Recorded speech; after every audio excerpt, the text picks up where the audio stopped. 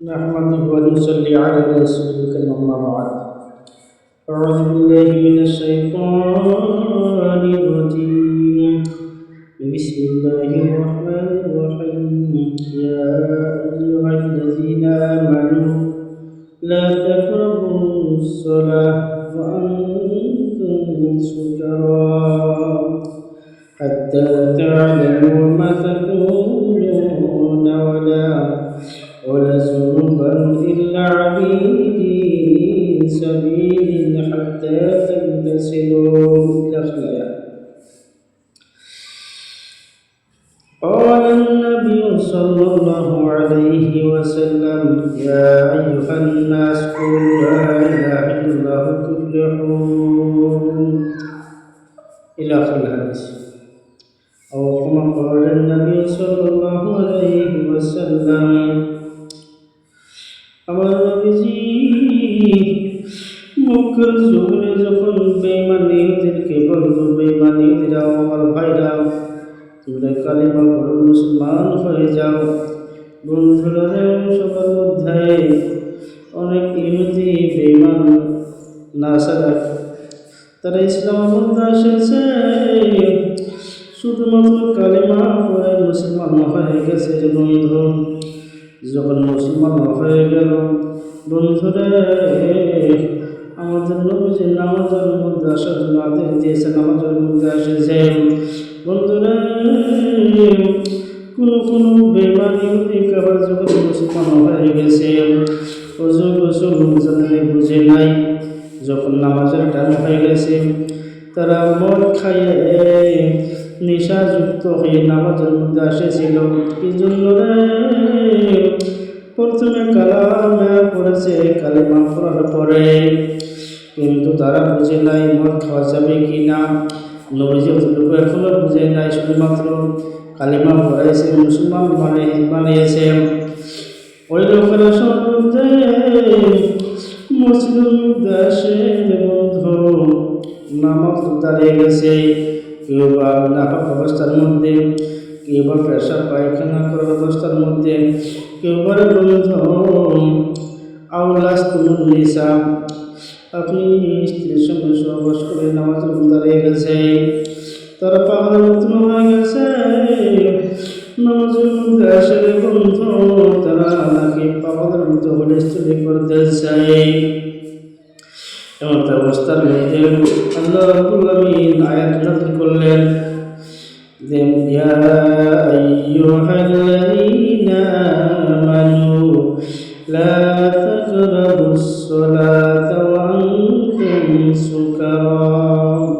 আল্লাহ বললেন, আয় বন্ধু, যারা ঈমানদার, যারা ঈমান আনেছে, কালিমা পড়েছে, ওদের জন্য নামাজ নাই, নামাজ জন্য ওরা পড়ে না। কারা করে না? যারা নেশাযুক্ত হয়। ঈমান থেকে আনেছে কিন্তু ঈমান আনার পরেও তারা কিন্তু নেশা ছাড়া নেই, এখন মদ খাইয়েছে।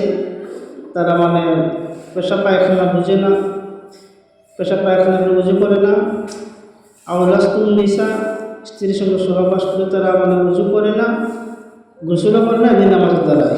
বন্ধু, ওদেরকে মানা করে দাও, ওই নামাজের দরকার নাই, তারা যেন নামাজ পড়ে না।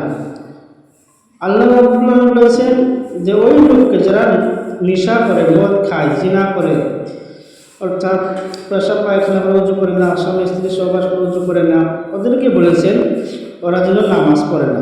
আর এমনও এই আয়াতের দ্বারায় অনেক ভণ্ড প্রেরণা বলে যে নামাজ নাই, নামাজ পড়তে আল্লাহ মানা করেছে। হ্যাঁ, নামাজ পড়তে মানা করেছে কার? যারা ঈমান আনেছে, আনার পরে তারা মদ খায়, নামাজ পড়ে, নেশা করে, তারা স্বামী স্ত্রী সহবাস করে নামাজ পড়ে, তারা পেশাব পায়খানা করে, ওই নামাজ পড়ে, উজু করে না, গোসল করে না, তারা মদ খায় নামাজ পড়ে মাতাল হয়েছে, ওদেরকে মানা করেছে যে ওরা যেন নামাজ পড়ে না। এই আয়াতের দ্বারায় যারা নেশাযুক্ত হয়, যারা উজু করে না, যারা গোসল করে না, গোসলের খরচ হয়েছে, আপনি বিবিকে সাথে মিলামিশ হয়ে গেছে, সহবাস করেছে কিন্তু গোসল করে না, ওদেরকে বলেছে ওদের জন্য নামাজ নাই। ওই লোকদের জন্য নামাজ হবে না।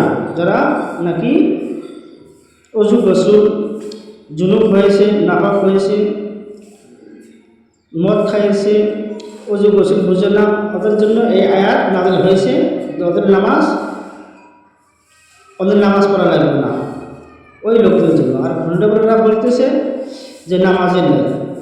এই আয়াতের দ্বারা বোঝাইতেছে 5 নম্বর পারা আয়াত নম্বর 42, 5 পারা আয়াত নম্বর 42 এর মধ্যে বলেছে যে নামাজ পড়িয়ে নেই, মানে যারা নিষিদ্ধ হয়, অর্থাৎ মানে যারা নাপাক হয়, পেশা পায়খানা করে, স্ত্রীর সঙ্গে সহবাস করে, গোসল করে না, উজু করে না, ওদেরকে বলেছে নামাজ নেই। ওই লোকদেরকে আল্লাহ নামাজ পড়তে মানা করেছে। তো আপনারা বুঝে পাইছেন, যারা আওলাস্তুমুন নিসা, স্বামী স্ত্রী সহবাস করে গোসল করে না, পেশা পায়খানা করে, যারা উজু করে না, ওদের জন্য আল্লাহ এই আয়াত নাযিল করেছেন যে ওদের নামাজ নাই, ওদের জন্য নামাজ পড়া লাগবে না। ইনশাআল্লাহ আপনারা বুঝে পাইছেন। সুবহানাল্লাহ।